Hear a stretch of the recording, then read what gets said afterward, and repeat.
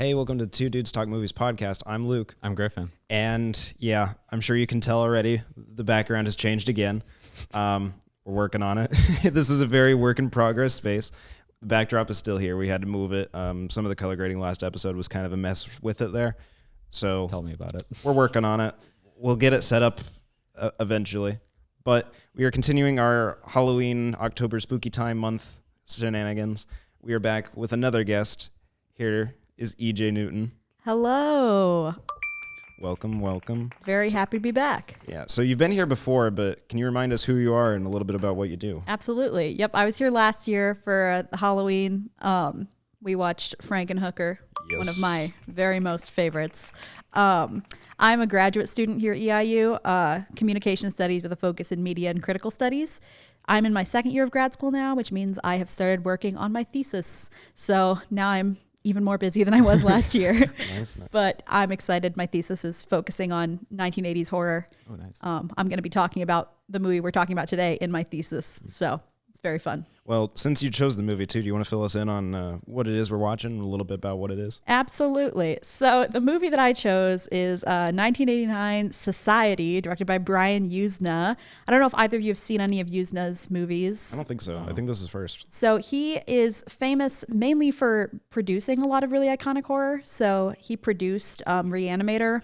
That one I've heard of. Yeah, he works a lot with Stuart Gordon to produce Stuart Gordon's movies, but he also then went on to direct the sequel to Reanimator called Bride of Reanimator. I really like Yuzna. His movies are very gross and weird and goopy, which is always a bonus. Right. But this one, Society, is a 80s body horror movie about a boy who is descending into paranoia because he feels like something is off about his life and that no one in his life is being honest with him. And then from there, it just culminates in a very messed up story. Yeah, that's certainly for sure. But why is this the movie you wanted to talk about? A couple reasons. Reason number one is selfishly, I wanted to pick one of the movies I'm talking about in my thesis because that makes it easier for me. I'll have more to say about it. Yeah. And I freshly watched it. But the second reason I chose it is because I think it's such a good example of body horror, which is a fun thing to discuss. And it's a good example of using violence and sexuality sort of interchangeably in horror, which I think is really interesting. We can get more into that. I also just think it's funny. I think it's a really funny horror movie. I think the effects are incredible. It's Screaming Mad George who did the effects. I don't know if you're familiar with his stuff, but his name is literally Screaming Mad George, and he does... Should tell you all you need to know about him just from the name. George. It tells you everything you need to know. Crazy body horror effects, pretty much. Yeah, and I just think it deserves more hype. Well, sticking with these kind of general thought overview, Griffin, you want to give a shot at what your general take is? General takes it's like body horror, not my typical genre that I watch. We did do it together for our first episode, and that was kind of like my initiation into body horror, and it was just like Can only get worse from here. Yep. Weirder. Weirder. Not like, yeah, just an interesting step into that genre direction, definitely. Absolutely. What do you think? Yeah, for me, body horror is one that I feel like I've watched a lot of now that I've like started doing the podcast, just because October is filled with guests bringing on the weirder good, like complimentary weird, like Absolutely. body horror things where I'm like, but like it's good, like I'm actually vibing with it, which is odd because I'm so I don't like horror movies, but yeah, the body horror in this actually goes pretty hard. Oh my God, yeah. Pretty hard. Cinematography, great. I also like the actors a lot as well. Me too. Can we talk about the lead actor's name being Billy Warlock? That's his real name. Yeah. What a cool actor name. Yeah, just raw, bro. Billy Warlock. And he plays a character named Bill, so it's like, just like he's playing himself. Right. And I wrote down a note too that I don't know if it's like just me, but his like side profile and his facial expressions remind me of like young Charlie Sheen. Yeah. And I can't explain that. It just looks like really, like when he first came on screen, I was like, is that Charlie Sheen? And then I looked at it and it wasn't, but No, it's Billy Warlock. yeah. So he's phenomenal. And something that kind of stuck out to me too that's interesting is that I don't think it's as much of a horror as it is a thriller. Like, I would love to hear your distinction. we'll stick with some general thoughts. Sure. We'll get into it though, I promise. But since it's your movie that you chose, where do you want to start? I actually had a question I wanted to ask both of you about this because a take that I hear about this movie a lot is that only the last half hour is good. See, I was going to ask you about that too, like, because on Letterboxd, I remember you said like you don't like that argument. So that argument makes me really mad. Yeah, why is that? So to me, well, first I just want to, do you guys agree or disagree with that? Do you think that only the last half hour is good, or do you think the whole thing is good? I disagree. Okay. I think the entire. Or do you think the whole good. thing is bad? You can also think that. Griffin? I mean, I also disagree. I think like the last 30 minutes is definitely the most up part of the movie, yeah. but By the a long entire shot, movie is good. yeah. Oh yeah, Yeah, we'll but- get into that. But Or not. yeah, no, because from the argument or whatever, because I remember like on your Letterboxd too. Shout out to all our Letterboxes. But it was like people were saying the only last 30 minutes or so are like good. Everything else is just boring and slow. And What are you into? yeah, and then I was like looking at it as I was watching it, kind of having that in the back of my head, and I was like, I don't see it. Like everything beforehand makes sense for the third act, but I agree. Yeah, I think one of the strengths of this movie is the buildup, because I think there's so much like teasing that's happening throughout the movie where everyone in his life is with him. Like his sister very much, and his parents, they're all just like messing with him because they think it's funny, and it's very messed up. And you get little indications of what's happening that I think plays into putting you into the mindset that Bill is in. Because it is like he's going through this paranoia episode, right? And like he's seeing a therapist and talking about it. And even the therapist is gaslighting him and is like, no, what, you're crazy. That's not happening. Deleting recordings, things like that. So I think the way that the movie kind of is more restrained with its body horror early on, like you only see like when the sister's in the shower and you just like see like her body twisted. yeah, it's like twisted around. Yeah. And then the minute he opens the door, it's over, right? So I like that they sort of leave this breadcrumb trail for you with the body horror and then save all of it for the end, for the big culmination. Yeah. I love that. I think it puts you in the mindset that Bill is in. And that's something that like I kind of had a note too with as well, is like the majority of the horror of this movie is psychological more than body horror. Yeah. And it's like that for acts 1 and 2. And Because the entirety of it is just kind of spent messing with Bill's mind. yeah, It's so just like with the moments of like things that are like twisting around, he's seeing and hearing things that aren't there, and then like it'll come back up and be like, you're crazy, man, like that just didn't happen, or whatever. And he's like, no, I know it did. especially the tapes. At first, I didn't know if it was like some kind of like supernatural thing messing with the tapes, like because the both times that they were played, like the first time on the beach, it was just like some weird stuff was going on. But then when he was playing in the with his therapist, it was just like the recordings just seemed pretty normal, and it's just like, was that like a supernatural thing, or was he just going crazy? And then the reveal that the therapist is there at the end, Yeah. like participating in it, all of a sudden it all makes sense. You're like, oh, everyone's in on this. Right. It's like a up episode of the Truman Show. It really Shout out to is. Truman Show. That's an interesting comparison, Yeah. because it really is kind of Truman Show-esque. Yeah, right? I honestly thought that's where they were going when we get to the third act. And I'm not going to spoil that just yet. We'll get to it eventually. But that's Yeah. kind of like where I was thinking of. But with the psychological horror stuff, I think the most interesting part of it to me wasn't even the glimpses of body horror or like just him not seeing or hearing things. It was the dolls that keep showing up in the Jeep. Yes. And the only reason I think that is because like it's a tangible object. Like you've seen something like that before, right? Whether it's like the little Barbie dolls or something like that. Yeah. Right. So like you have a reference already, and then it shows up and you're like, that is weird. That doesn't happen. Who put that there? Yes. And then that's making me question that the entire movie as I'm going along, and he's doing the same thing too. Yeah. So like you can kind of relate with the main character that way a little bit. I think part of why that's so effective too is because, like I mentioned this earlier, but like Yuzna understands that in America specifically, we're really desensitized to violence in movies, and violence doesn't bother us as much as sex does. So when you have a movie like Society, and a lot of the most uncomfortable stuff early on is very heavily sexualized, and even just like the incest part of this movie, like getting into Yeah. that, it's to make you uncomfortable. And he knows the best way to make us uncomfortable is to sort of bring in weird elements of sexuality, more so than if it was like, you know, if they were leaving decapitated Barbie dolls, we'd all be like, eh. But if they're leaving them in like sexualized poses, then we're all uncomfortable. Right. I think that's interesting. And then like the one doll with like the screw in its head or whatever too. Yeah, it's it's just just like like- that's unnatural. I don't vibe with that. But the psychological horror that goes through the majority of the movie kind of ties back in with this, to me, being more of a thriller than a horror movie. And the way that I kind of distinguish the two now, because like I had it brought up to me because I was like getting through and I was like, I don't feel like this is a horror as much. Like, is this not like thriller? So like I went and like Googled the definitions and it kind of made sense. But to see the distinction there, horror is more like in your face with it. So like you get those jump scares, like your slasher movies, whatever, like all this gore, this blood, this violence kind of thing. Blood everywhere. Yeah. But then you get more of like the psychological angle here.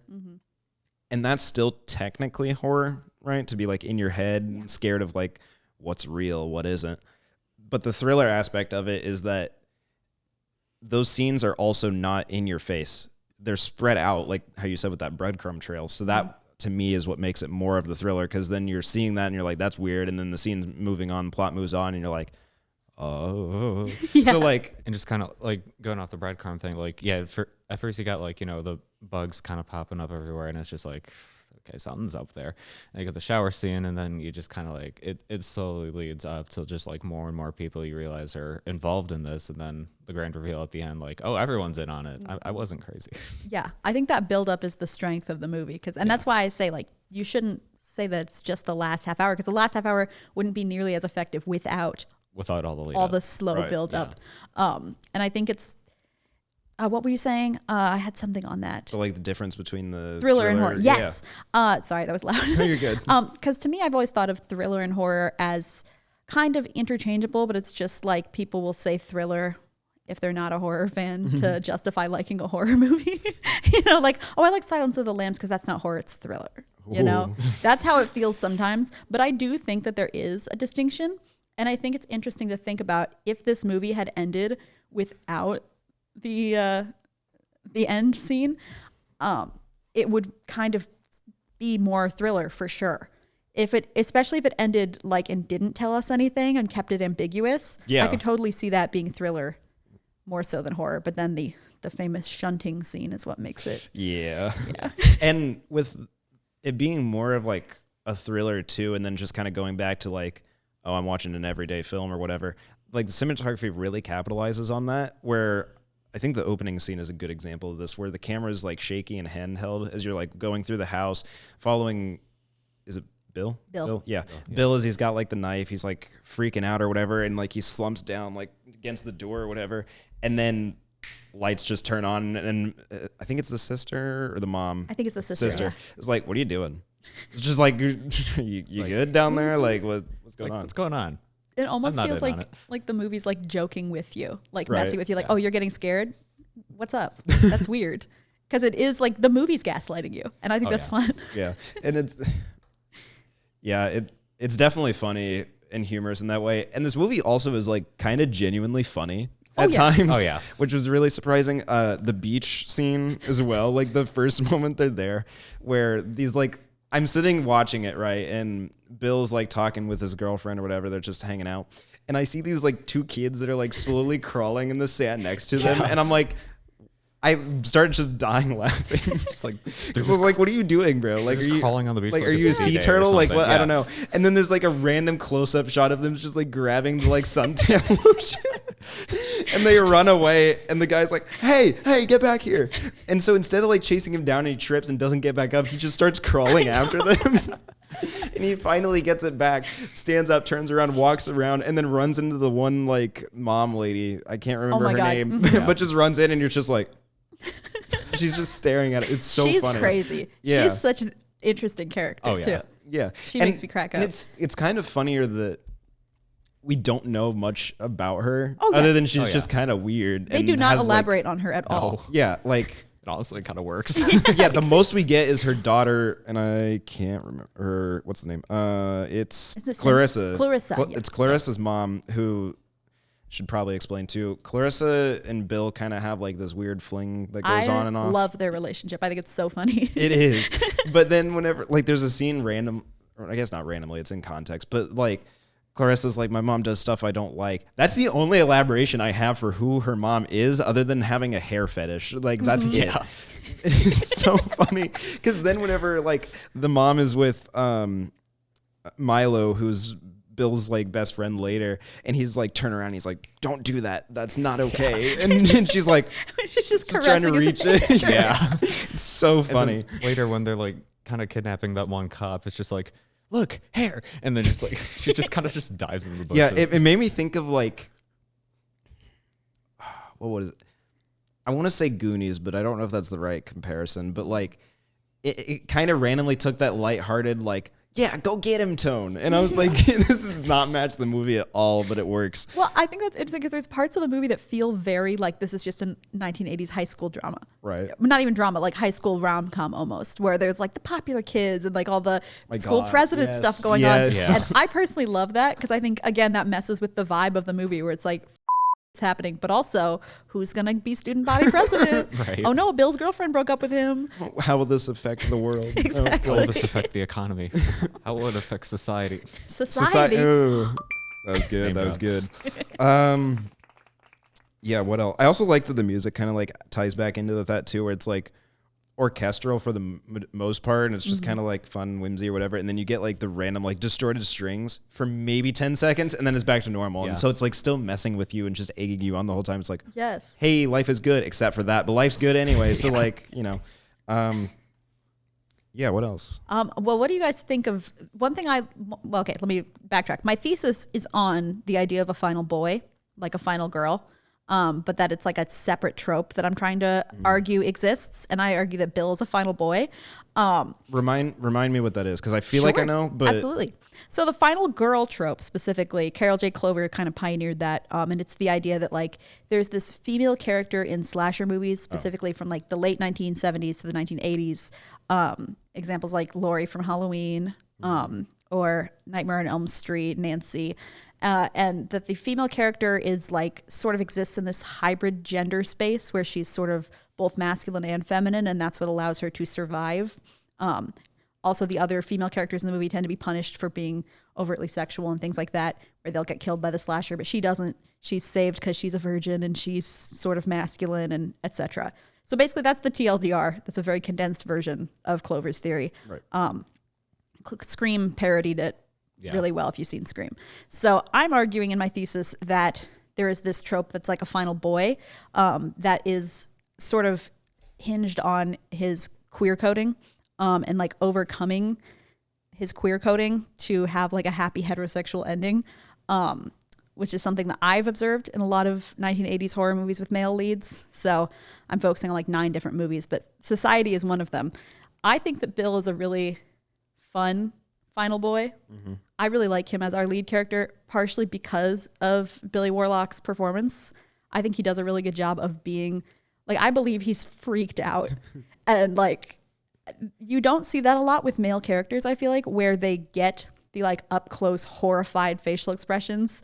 So it feels sort of gender bendy having him, because he really is sort of assuming like a final girl role. Yeah, that's an interesting thought. Like I never, because like the final girl thing, I've heard of, you know, and seen Scream, and so I've seen the examples of it and stuff. But the concept of having like an inverse of that is new, so that's kind of intriguing. Yeah, it's gonna be fun. I'm really excited. I had another note. What was it? Oh, I was gonna move into, because I've never liked a movie. move into things. Move into things that I didn't vibe with fully. But Yeah, go ahead. I don't want to taint the mood too much. No, I unless wanna you hear got it. anything else or I do not know. no. Yeah, Anything? go ahead, get Okay. into it. They're minor complaints. I want to preface that this movie is great, but ending Did like it. ending feels a little sharp, and I don't know if I vibe with that, because like, spoilers again, but as I've said, I hope you watch it before you watch the episode. Yeah. Please watch it. So you go through the whole movie, right? There's these little instances of like things don't add up. Bill feels really alienated from his family. Like, are they hiding things or whatever? Why am I seeing things that aren't there? Or are they actually there? And you get to this moment where the movie comes back full circle to where it's in that scene with like the knife in the house again, right? And all the lights are going off, and he goes around, and his mom and dad like walk through the front door, and he's like, "Mom, Dad," and they don't say anything, and then everybody just jumps him at once. There's like, I think at least 30 people in that scene, plus the extras. And they're all just in the main foyer of the house. Like, it's very cramped, and they're all laughing. And then the therapist guy comes back in, and he's like, "Oh, wonderful job, everybody. Wonderful, wonderful." And he's clapping, like everybody's going for it. And that's where, to me, I thought they were going to go the Truman Show route, where it was like, "Oh, we were just pulling a prank on you," or whatever, And then it wasn't that. It was the most f***ed up orgy of all time. Yep. It's not even sexual anymore. It's like a metaphor for like, "Oh, you're not one of us. We're a superior race. The rich will always suck off the poor." And then it's literally just that, but in a body horror sense, where as they're like going in for what normally would be some sort of like a sensual moment, it's this weird contortion with like their mouths being bug-like almost, where it's like elongated and like it's molding with the flesh of everybody. Yeah. And you just get this weird amalgamation eventually of like everybody in this one collective pool of shriveled Just up. a wall of flesh. Yeah. It reminds me of like chewed up bubblegum. Like everyone's just becoming a blob of chewed up bubblegum together. Yeah, and like I for the hate record, you said it's not sexual. It is sexual. It's violent, but it is sexual for them. Like there's Oh, that for element. them, yeah. I meant more so that it's not For like the viewer, No. I meant more so it's not what people think of when they say No. sexual, right? Like this is more for the characters in context. It's like sexually pleasing for them, but from what people would normally think of like sexual, this is not it. This No. is straight body horror. it is. right? Yeah. And the prosthetics for it are so cool. Shout out Like, Screaming Mad George. Like it's. I think the funniest one is there's a joke later where Bill calls his dad a butthead. Yeah. And like it has the legs of somebody else, but like they're on the side of him, so you can tell it's like prosthetic, and his face is like in like the insert or whatever. And because it's not fully done well, you can kind of see like the little flap on the neck part that like comes and moves as he's like turning his head like it's the mask, right? And he's like, I guess I am a butthead. Like the movie's genuinely funny. It's so silly. It is. It is. It's so up and so silly. Right. And Luke, stop hitting on movies, you butt. Dude, if the thumbnail for this episode isn't you edited into that, I'm going to be so mad. if I knew how to do that, I would, but I also don't think I can put that as a thumbnail. It might get taken down. Get flagged. Yeah. Content warning. No, but I might know Photoshop. I think you should do it. but when we get to this whole like orgy session, whatever the hell The you want to call shunting, it. Yeah, the shunting, yeah. So we get through this, right? Eventually, Bill and Clarissa get out with their friend Milo, and I don't know. I kind of thought they were gonna like get more, not closure, but like wrap things up a little Yeah, more. they just leave. Yeah, the last shot is them just driving away. Yeah. Cuts back inside of the party, and they're like making another joke, calling back something earlier where like they have like internship programs different places. Yes, we have a job opening. Yeah, and he's like, I guess we got a job opening in Washington. And the movie just ends, and I'm like, I feel like that's quick, and I don't know. Like, I genuinely don't know what could have changed to make it fit better, but to me, it feels like just so quick and sharp that I was like, oh. Personally, because I've watched this movie like 4 times now, so I've seen it quite a few times. And the first time I watched it, I felt the same way where I was like, oh, that's the ending? Like, no closure. They didn't like kill them all. They just escaped and that's it. I think thematically with like not to get pretentious, but like with the overarching theme of the movie where it is about the wealthy exploiting lower class, I think that it's interesting that they end with these 3 escaping, but it continues. Like they're never going to be able to fully dismantle it because they're just 3 people and it's too big of a conspiracy, you know? Yeah. So I kind of like that it ends with the wealthy, creepy alien people sort of not learning their lesson and literally just being like, oh, well, life goes on because it is going to keep going on for them. Like there's nothing they can do. That makes it more disturbing to me, you know? Yeah. Something else that's disturbing too in this movie, now that I'm thinking about it, there's a whole thing where maggots keep showing up and like it makes you think that they eat the maggots and then like the people aren't like human, right? There's some like alien race, but they just outright tell you, no, we aren't human. We have been here and we always will be here. Yeah. And I'm like, oh, so what are you again? And they're just like like, are they random people? Do they just eat the maggots because they feel like it? I don't know. Like, and I don't need that explained. It's just something that I noticed. That's I'd rather not have it explained. Or even just like the weird thing when the parents were in the garden, they're like, it's a great crop this year, but they're talking about the slugs. Yeah. Like that's such a weird scene. Yeah, that's an odd thing to say. Like, yes, there are indeed a large amount of slugs. They're like, oh, this is a bumper crop. I'm like, okay. yeah.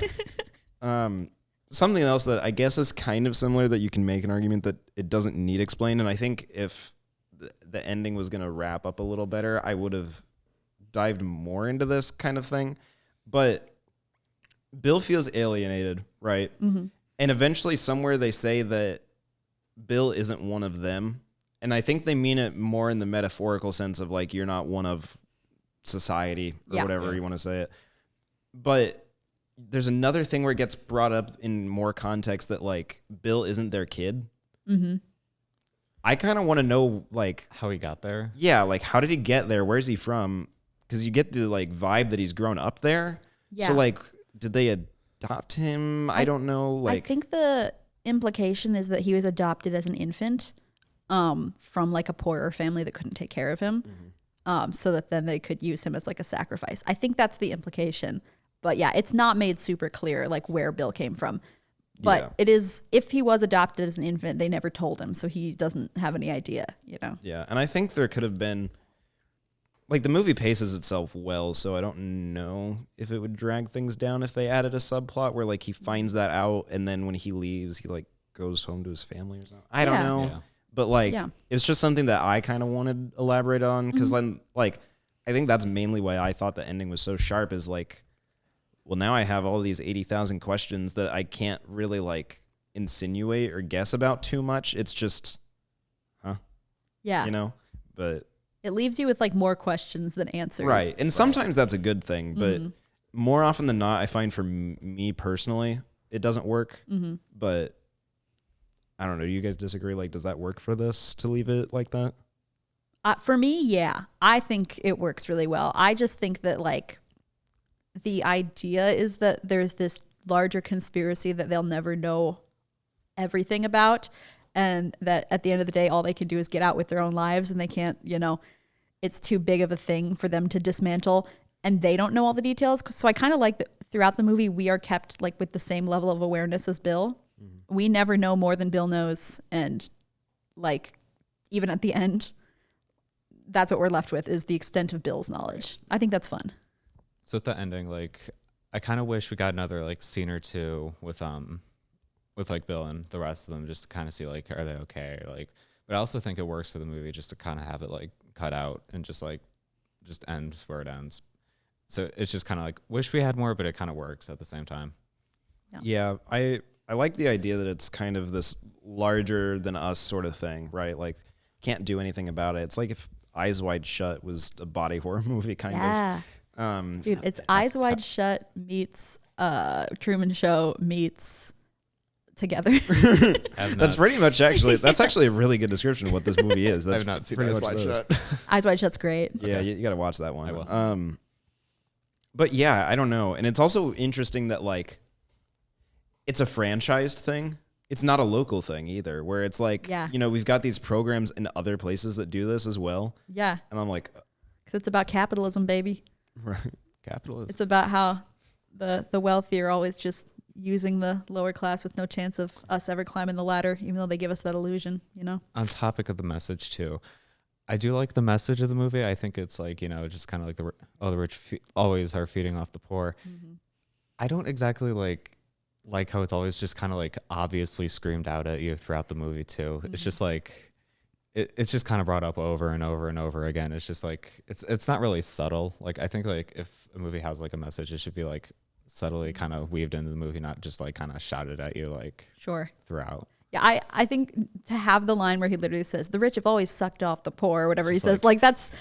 It's like, oh, thank you for giving me the message of the movie. Thank you for telling us half the message. An hour in, yeah. I will say Yuzna is not subtle in any respect ever. Every Brian Yuzna movie is, everything about it is in your face. So I think it's interesting that he showed restraint for like the first hour of this movie.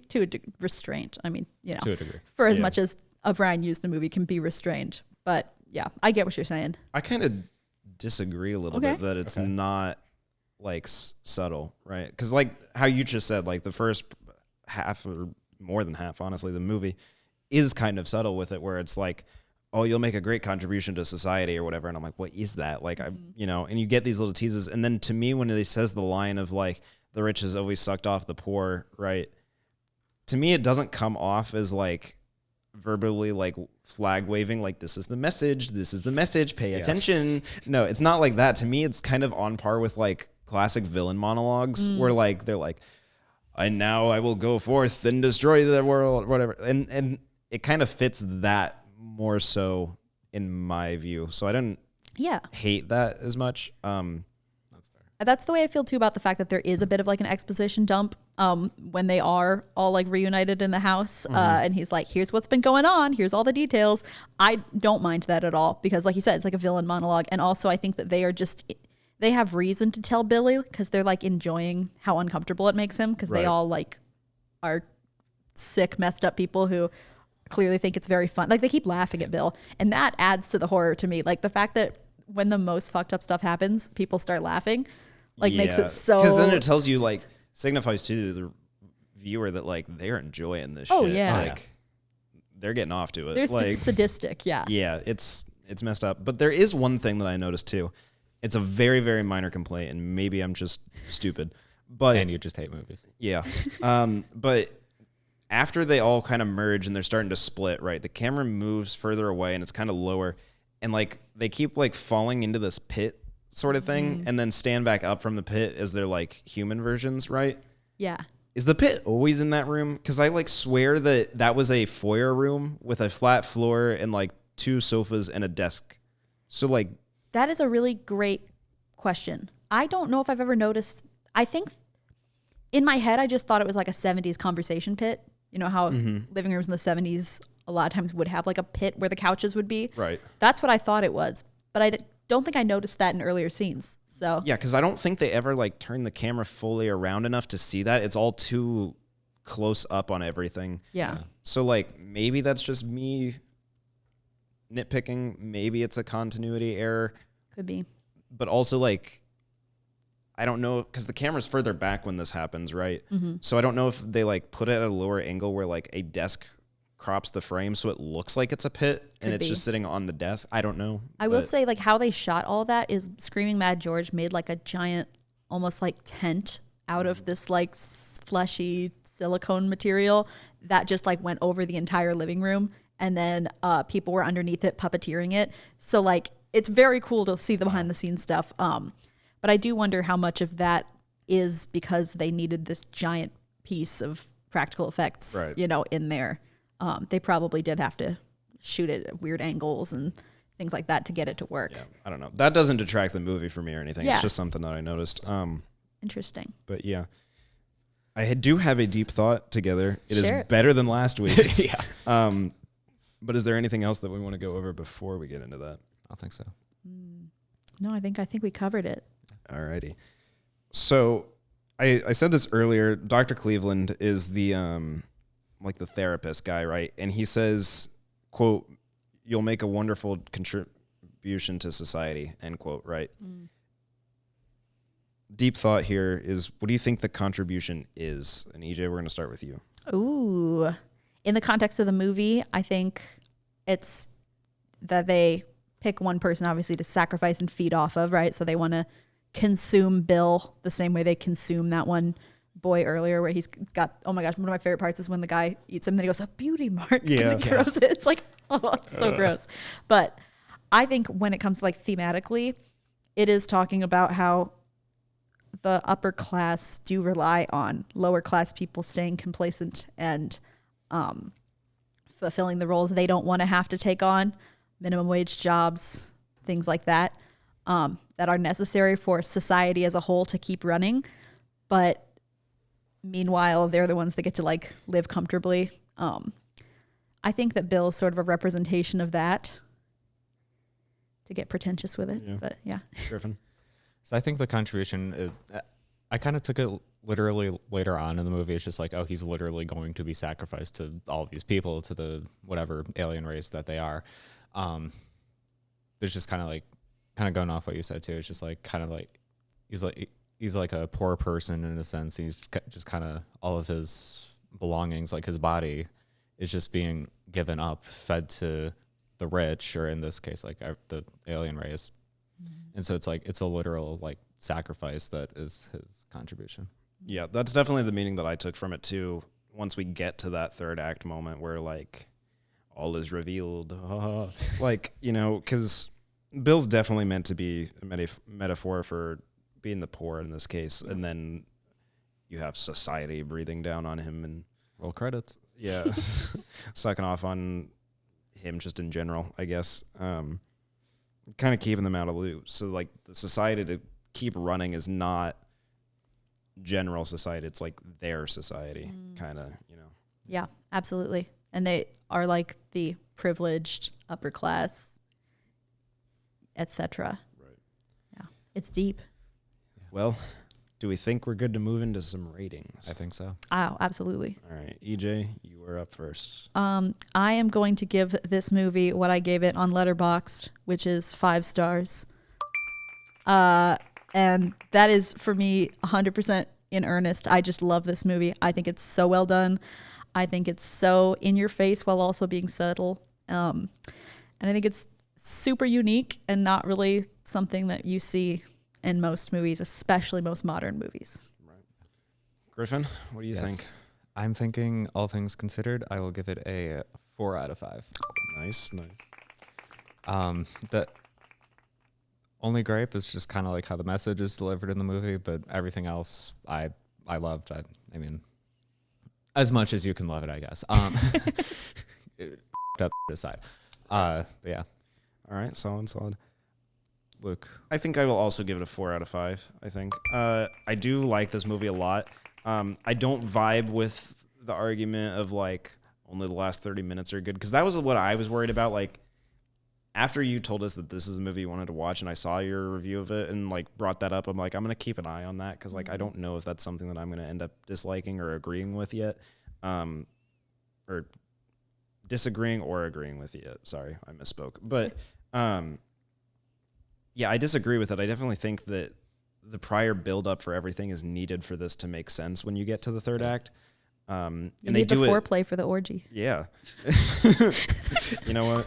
But they do it like so well too. Like, it's not this in your face constant misdirection or whatever. It's like misdirection anyway.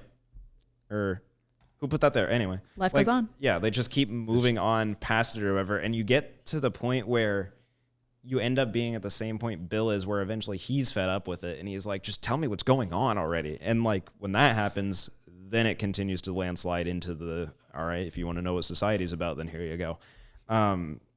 Yeah, it does it incredibly well. I love the practicality of all the body horror and everything. Yes. It's just so well done. Pre-CGI body horror is just such a special thing. Yeah. Because there's something so tangible and visceral about practical effects applied to body horror that I just think you don't get with CGI. Right, because the CGI makes it look too like fake Weird. almost, and then you Yeah. don't get that like horror response out of it where it's like, it's just like, oh, Yeah. seen that before. Like, It's just like, When the actors actually have something to interact with, it's just, you can yeah. feel it. yeah, because then it makes your skin crawl. Like, as Yeah. you see it, you're like, it's like I if it's don't like CGI, that. you can kind of tell it's CGI. Oh, yeah. It's just like, but if it's practical effects, I mean, you can still tell it's practical effects. But you know, But I love it. Yeah, and I love It's a the lot more I love lot the more actors in authentic. this too, and the good. cinematography. Like, it's all done so well. Do you guys have a favorite line from the movie? Because I do. I want to say that I wrote one down, but I think I took it out for something. Look, Bill, now I'm a butt. That one is. That one's up there. I like when Clarissa goes, do you want cream, sugar, or would you like me to pee in it? Yes. And then That quote is wild. It's just like, whoa. Wild. she just doesn't elaborate on that. It's just like, Yeah, that's like, Bill's just like, sugar, please.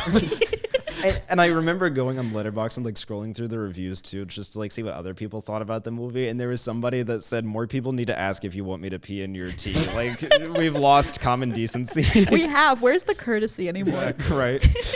What kind of society we live in? We live in a Exactly. society. We do. Do.